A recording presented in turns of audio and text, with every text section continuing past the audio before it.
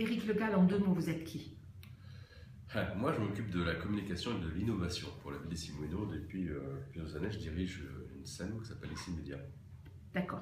Et alors, racontez-moi un peu, c'est quoi les lycéens d'or? Alors, l'idée de lycéen d'or, c'est une idée que Quentin Santini a eue il y a plusieurs années maintenant, qui était de dire, on parle beaucoup d'Issy-Moulineaux à travers ses acteurs. Ces acteurs, ça peut être une association, ça peut être un habitant, ça peut être un club sportif et ça peut être une entreprise.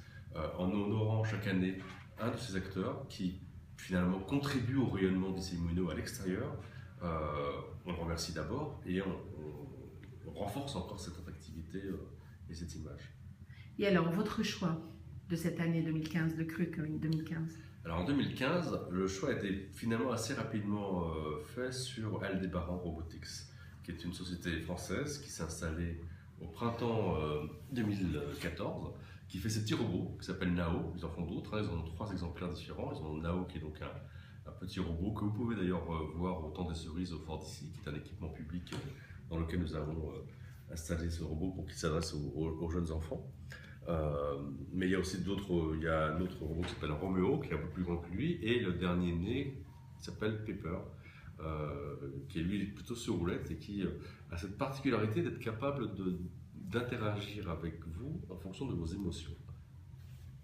Ah ouais. Donc c'est quelque chose d'assez particulier, qui aujourd'hui est disponible que au Japon et à Issy-Moulineaux. Enfin, au Japon c'est commercialisé, c'est pas le cas en France encore, mais en tout cas vous pouvez le voir à Issy-Moulineaux puisque Aldébaran a ouvert un atelier public où n'importe qui finalement peut venir se présenter, rencontrer les robots, voir comment ça marche, discuter avec des programmateurs, voire même bidouiller sa programmation de robots. On vient de décider par exemple d'envoyer tous les mercredis les centres de loisirs d'Issy-Moulineaux, donc les enfants, pour qu'ils apprennent à programmer un robot. Parce qu'après tout, c'est l'avenir. Et alors, quel est l'aspect humain de cette découverte? Cette ville a quand même gardé une dimension humaine, malgré sa taille grandissante. Donc, pourquoi ce choix? Qu'est-ce que ça apporte à l'humain, ce robot? C'est quand même anti-humain? Non, justement, parce que c'est le premier robot humanoïde. Vous voyez, bon là c'est un jouet, vous l'avez à taille réduite, mais quand vous le voyez dans sa taille réelle, il a la taille d'un bébé. Et je vous assure que, je ne dis pas de bêtises, quand vous le prenez, instinctivement vous le prenez comme un bébé. Vous le traitez déjà d'une manière un peu humaine. Ça a été fait exprès parce qu'aujourd'hui, jusqu'à présent plutôt, les robots, quand on les regardait, ou si vous allez sur YouTube, c'est souvent des machines assez effrayantes. Ça ressemble à des grosses araignées ou des Godzilla, enfin des choses vraiment effrayantes, plutôt à des vocations militaires. Là, le génie de Bruno Maisonnier, le patron d'Aldébaran, ça a été de concevoir un robot humanoïde, c'est-à-dire quelque chose qui nous ressemble, qui ne prendra pas notre place évidemment, mais qui nous accompagnera et avec qui on pourra interagir d'une manière harmonieuse. Enfin, c'est vraiment l'idée. Donc oui, l'humain, il reste dedans. Vous avez dit 3 fois accompagné. Vous avez l'impression que l'être humain a besoin d'être accompagné? Qu'il est seul? Non, mais l'être humain vieillit et de plus en plus, et plus ça va aller, et plus nous aurons besoin de support. Et les robots pourront peut-être nous aider à mieux finir ou mieux vivre notre... Ça va remplacer les compagnons de vie? Non, pas du tout, mais ce sera différent. Ça l'alertera, par exemple.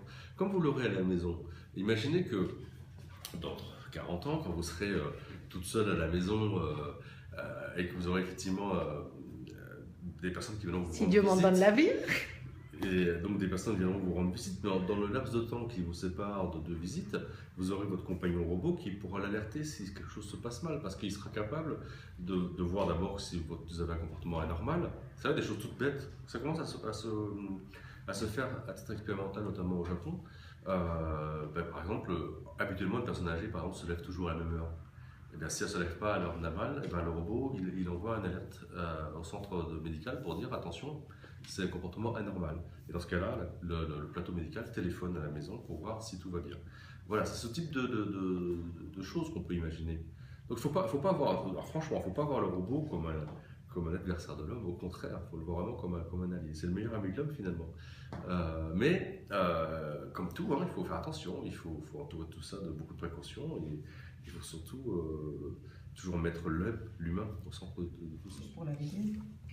Il aurait fallu que vous alliez à Aldébaran pour regarder les... Mais ne vous inquiétez pas, on fait un reportage en entier, avec le patron, avec tout. Ouais, c'est ça, ouais, donc, parce que là, en fait, l'idée, ça goodise. Moi, j'aime bien l'avoir sur mon bureau parce que d'abord, on est très fiers d'avoir des parents chez nous. Parce que c'est, d'abord, il n'y a pas beaucoup de Français qui sont dans ce secteur-là. Et ensuite, on croit beaucoup à l'avenir de la robotique. Et pour la première fois, et c'est pour ça que je trouve que c'est important, c'est que cette histoire de robot humanoïde, pour moi, c'est essentiel. C'est vraiment le premier à avoir eu l'idée de se dire il faut faire des robots qui soient affectifs, affectueux, avec qui on a envie d'avoir une relation affective. Euh, et franchement, quand vous voyez Nao en réalité, bah, spontanément, vous l'aimez bien parce qu'il est mignon, tout simplement. Tout simplement. C'est comme les petits animaux qui ont été inventés dans le temps avec eux pour que les enfants puissent apprendre à s'occuper des animaux, c'est ça? Non, je sais pas, je vois pas que ce soit. Je pense que les usages, en fait, on verra. Là aujourd'hui, par exemple, nous, on en a acheté un pour le temps des cerises, donc c'est un équipement culturel au fort d'ici. Il accueille les enfants, et les adultes aussi d'ailleurs, mais bon, c'est plutôt destiné aux enfants. Il leur raconte l'histoire de la ville avec ses mots, avec son style. Et c'est quand même plus facile de s'adresser à un jeune enfant d'une manière un peu ludique sur l'histoire d'une ville comme ici Moïno, plutôt que de lui faire un cours d'histoire un peu magistral.